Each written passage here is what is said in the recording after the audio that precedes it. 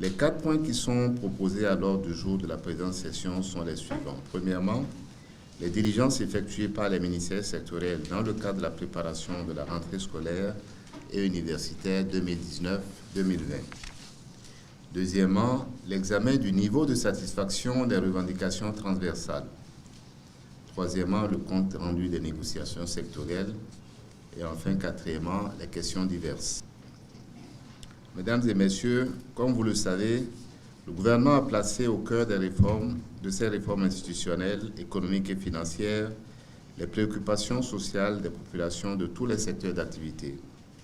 Dans cette perspective, nous gardons espoir que les revendications pertinentes des travailleurs qui ne sont pas encore satisfaites le seront progressivement, en lien avec les ressources de l'État disponibles et progressivement.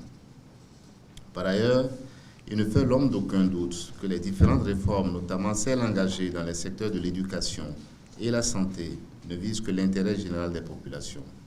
Notre souhait est d'inscrire notre pays sur l'échiquier des nations émergentes. Et ce cadre de discussion est pour nous une tribune privilégiée de dialogue avec le monde du travail. En effet, à mon sens, le dialogue social reste et demeure un facteur de productivité à la limite de performance et de cohésion nationale.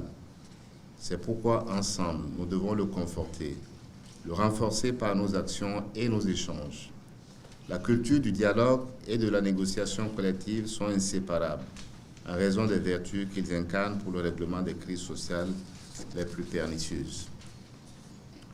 C'est donc en nous inspirant de ces valeurs au cours de nos travaux que nous parviendrons à des approches de solutions acceptables. Et c'est dans cette perspective et celle d'une rentrée scolaire et universitaire apaisée que je veux nous inviter à un examen objectif des points inscrits à l'ordre du jour